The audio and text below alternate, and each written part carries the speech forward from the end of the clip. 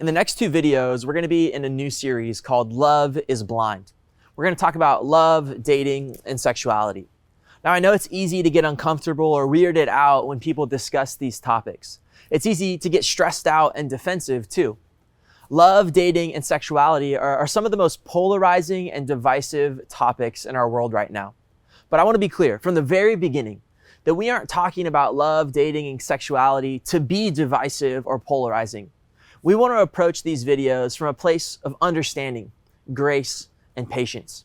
And when you're interacting with others the next 2 weeks, I'd encourage you to think before you speak. Look around at the people around you and consider if your comments are helpful and life-giving or if they're potentially destructive. Because the truth is, not everyone agrees on love. Not everybody agrees on dating. Not everyone agrees on sexuality. But here's the reality.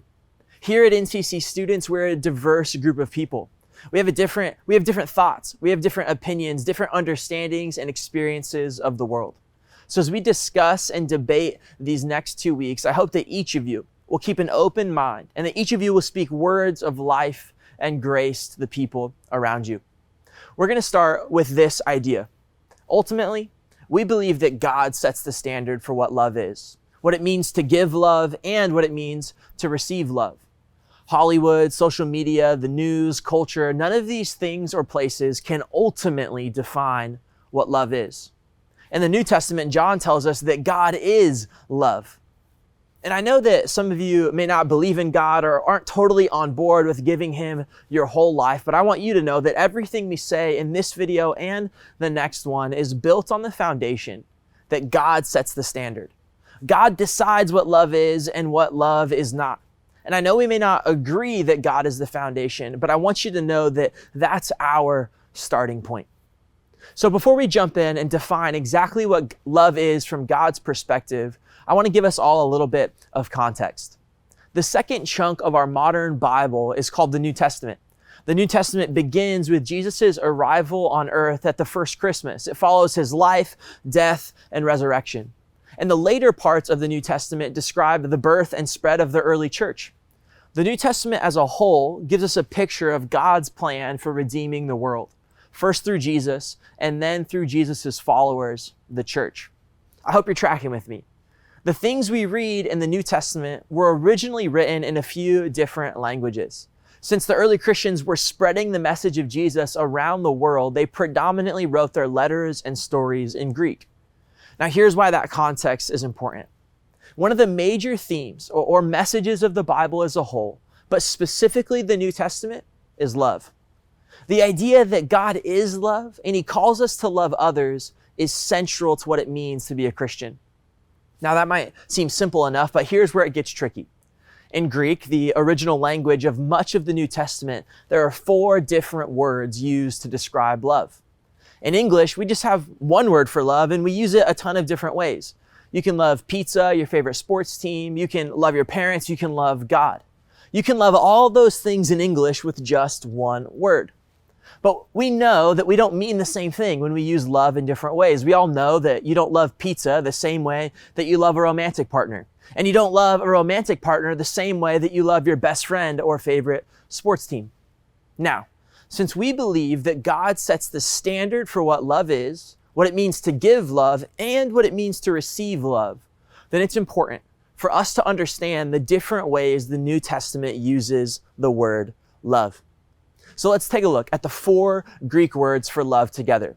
They're phileo, storge, eros, and agape. Let's start with phileo. If you've heard of the city of Philadelphia, then you've heard the word phileo. Philadelphia is known as the city of brotherly love because the word phileo in Greek literally means brotherly love. Phileo is the word the Greek languages use to describe the friendship between 2 people who aren't related by blood, but their friendship runs so deeply they might as well be family. The second word for love is storge. Storge is the Greek word for family love. It's the love each of us inherently has for the people in our immediate family. Storge love isn't necessarily a love that you choose. It's embedded in who you are when you experience a safe, loving, and nurturing environment as a kid. Third, there's eros. Eros is the Greek word for passionate sexual love. It's where we get the English word erotic. It's the kind of love between romantic partners. It's a deep, passionate desire for another person. So those are 3 of the 4 Greek words for love. What's interesting is that love is the major theme, the major idea of the New Testament. And these 3 words for love are used about 30 times. Phileo, storge, and eros are used give or take 30 times in the New Testament, with the majority of those being phileo. But the 4th Greek word for love, agape, is used hundreds of times in the New Testament. Agape is the Greek word for love that's used left and right by early Christians. Now, prior to writing the New Testament, the Greek word agape was rarely used. But Christians came along and they hijacked the word and they used it to describe the love of God towards his creation. Often agape is defined as God love or unconditional love.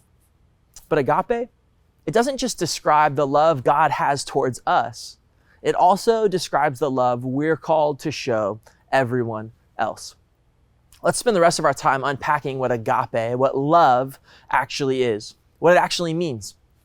In 1 Corinthians chapter 13, verse 4, we read, "Love is patient, love is kind, it does not envy, it does not boast, it is not proud. It's not rude, it's not self-seeking, it is not easily angered, and it keeps no record of wrongs. Love does not delight in evil, but rejoices with the truth. It always protects, always trusts, always hopes, always perseveres. Love never fails." God's love towards us is patient. It's kind. It doesn't envy or boast. It's not proud. It's not rude or selfish or easily angered. It keeps no record of wrongs. It doesn't delight in evil, but it rejoices with the truth. God's love always protects, always trusts, always hopes, always perseveres. God's love never fails. That's what agape means. That's what agape is. Not only that, but we're called to love other people the same way. We're challenged to show love that is patient, kind, that doesn't envy or boast, that isn't proud or rude, selfish, or easily angered. We're called to keep no record of wrongs and to rejoice with the truth. Our love should protect, trust, hope, and persevere. Our love for others should never fail. When we ask the question, what is love? There's no better answer than what we just read. How does God define love? What does he say about receiving love? What does he say about giving love? 1 Corinthians 13 spells it out for us. Now, I know that's a lot of information about what agape is. I know it's a lot to remember and keep track of. So I want to give you a 1-sentence definition of love that's easy to remember and incredibly practical. Are you ready? Love is doing what is good, best, and right for others, no matter how it makes me feel. Love is doing what is good, best, and right for others, no matter how it makes me feel. Love is doing. 1 Corinthians 13 doesn't describe agape love as a feeling or wishing or thinking. It describes love as doing. Love is doing what is good, best, and right for others, no matter how it makes me feel. That definition is so important because it describes what God does for us, and it describes what we should do for others. God's love does what's good, best, and right for us no matter what. God's love encourages us. It lifts us up. It challenges us to live righteously because that's what's good, best, and right. Sometimes God's love disciplines us. Sometimes it tests us. Sometimes it leaves us to our own devices because even that is what is good, best, and right. God's love gives us autonomy, free will, the ability to make choices, even the wrong choices, because ultimately that's what is good, best, and right for God's creation. Doing what's good, best, and right for others, no matter how it makes me feel, doesn't just describe God's love towards us, but it practically defines how we should love other people. Loving others isn't about feeling some special feeling towards them. It's about asking the question, how can I do what is good, best, and right for them, no matter how it makes me feel? Sometimes that means ending a friendship or a relationship, even when you don't want to, even when it'll be hard, because you're committed to doing what's best, even when you don't want it. Sometimes that means having physical boundaries with your romantic partner because you're committed to doing what's good, best, and right for them, even though you want to be physically intimate. So many of the questions we have in life, so many of the interpersonal conflicts, so many of the relationship issues we face So many of the crossroads we find in our lives can be overcome by simply asking, what is good, what is best, what is right in this situation, and then committing to doing it, no matter how it makes you feel.